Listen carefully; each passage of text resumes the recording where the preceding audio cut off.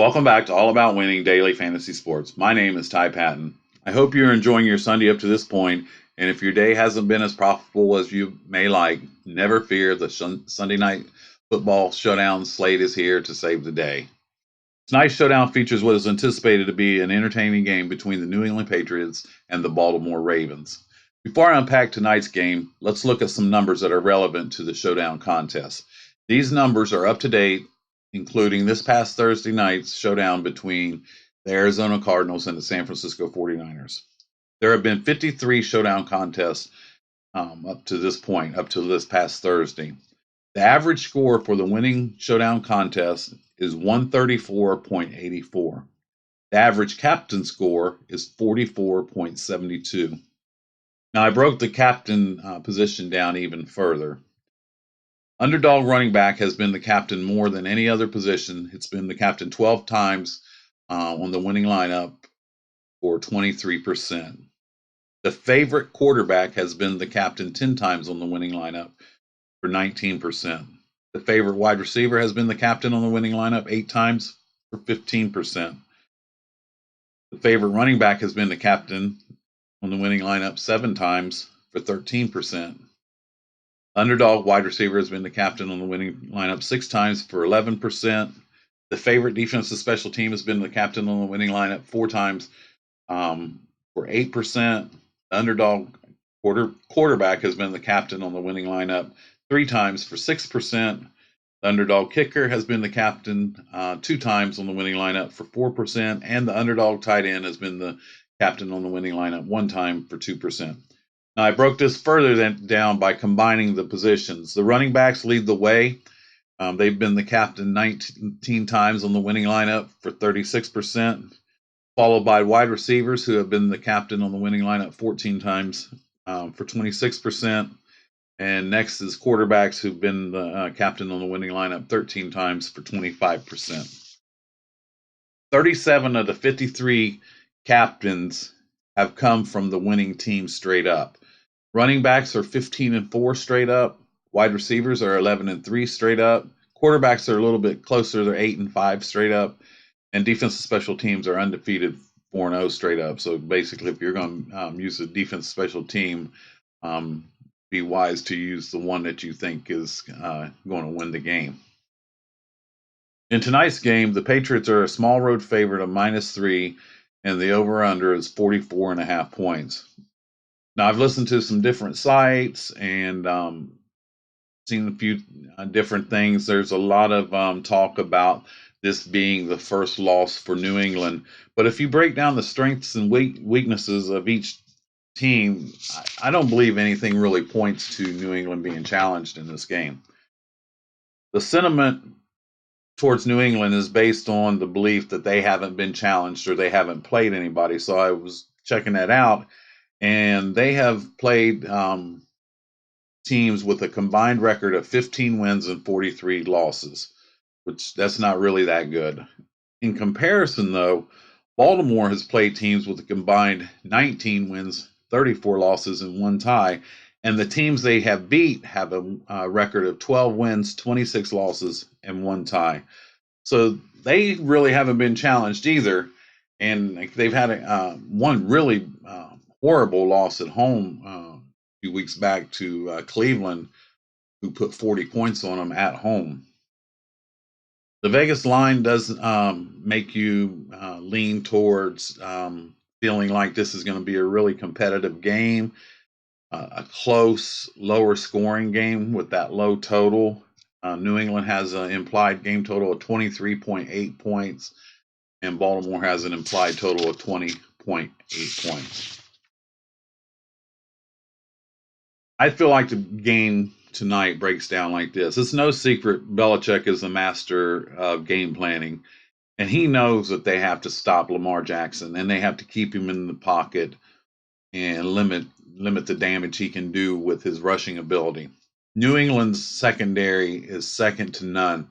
They're going to be able to lock down those receivers. This might open things up a little bit in the middle for the tight ends, Andrews and Hurst. So you might want to consider them in your lineups. But I think the the way this game is going to go is I believe Brady is going to be able to just methodically pick Baltimore apart. As I mentioned that game a few weeks ago with Cleveland, Chubb did have a really big rushing game for Cleveland, but Mayfield had a pretty good game too. I mean, they put 40 points on him at home, so I don't see any reason why Brady wouldn't be able to put points on the Ravens. I don't think it'll be as easy using Sonny Michel. Baltimore's ranked ninth against the um, running game. So I think it's going to be on Brady's back. Now, I did want to mention the Patriots have been in 6 showdown contests so far. Brady was the captain in the winning lineup 3 times, and their defense was the captain on the winning lineup 3 times. So that's something to consider too. Me personally, I'm going to lean towards putting Brady in the captain spot and building around that. When I build my showdown lineups, I like to focus on first and foremost getting the captain spot right. If you don't get that captain spot right, it doesn't matter if you're playing large GPP, head to head, double up, whatever you're in. If you don't get that right, you're probably not going to win or cash. So that's why I give you the numbers and break down how the captains are. But I like to go with the game script, get my captain out of that, and then build around my captain. Jackson, I feel like he's going to be popular tonight. He's more expensive than Brady. He does add a rushing floor to his repertoire, and it's no mystery that he can call. If his receivers are locked up, he can kill you with his feet. But as I mentioned, I think Belichick will have a plan for this, and so we'll see. But this is a lineup that I've built, that I've been working on, and I'm going to show you what I have and give you the reasons why. I am going with the New England onslaught. I'm going to be fading Lamar Jackson, and I'm going to be fading the New England defense just because I can't get them in there. They're really expensive. So without further ado, I have Tom Brady in the captain spot. Now, if I use a quarterback in the captain spot, I always want to have at least 2 targets to go with him. So I'm going to use Edelman, and I'm going to bring it back with James White. And you're probably saying, well, James White's a running back. No, James White gets a tremendous amount of targets and catches a lot of passes out of the backfield. So here I have Brady with 2 targets. And another thing about White is he's been scoring. He's been scoring 12.9 fantasy points per game average. That he hasn't scored a touchdown this year. So if he can add a touchdown or 2 to that, he could be in a really big smash spot. So I have Brady, and I'm going to put one more target in there for Brady. We go down to Birkhead. Now all 3 of these players have questionable marks. Make sure you check the injury report around 7:00 tonight. Make sure these players are in the game. Make sure whoever you're interested in is in the game. And another player that I'm wanting, and I don't know anything about this guy other than he played for Tampa Bay in 2017, missed several field goals. They cut him, and I don't think he's played on another team since. But he's the New England kicker. Kickers provide a nice floor of points. Anything, just extra points. And he's a nice fit at 3,800. And next, I'm going to be using. So that leaves me 8,800. And this is, like I said, I'm going with the Patriot onslaught. I think it will be contrarian because a lot of people believe this will be a really competitive game, and I'm not leaning towards that at all. But I do believe if Baltimore moves the ball or does any scoring, it's going to be through Melvin Ingram. I believe he's going to be a big part of their game plan tonight. He's averaging 16.8 fantasy points per game, and I believe that he'll be the one that Baltimore has to lean on because Belichick is going to try to take Lamar Jackson away. and they're going to lock down the receivers. I have no interest in the Baltimore receivers tonight with that New England secondary. They are second to none. I'm not a huge New England fan, but it is what it is. Now, this is an onslaught. The only other thing I was thinking about was possibly popping old Jason Tucker in there. And I generally like to go with the home kicker. So this is another way. I'm leaving 400 on the table, which in Showdown is that's not a bad thing if you have money left over. I did some research on that, and up to this point, the winning lineups have been averaging leaving just a little bit over $1,000 on the table. So there you go with this lineup. I will be using this. I'll be definitely checking to see how many of if any of these guys are out. Edelman's questionable for the same injury he's had the last 3 or 4 weeks. Birkhead, he didn't have any setbacks, and White, they said, had a really, really minor toe issue on Friday. But check them, and any other players that might have a questionable tag, or we want to check it anyhow in case someone pulls something in warm-ups or something like that. Okay, as I always do, I also use an optimizer. And what I do is I take the players that I'm interested in.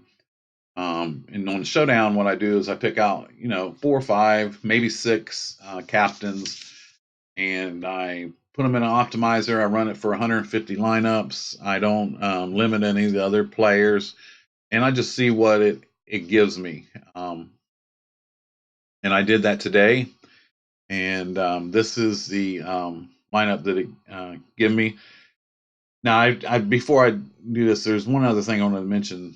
I told you that the Patriots have been in 6 Showdown slates, and Brady was the captain in the winning lineup 3 times, and their defense was in the captain 3 times on the winning lineup.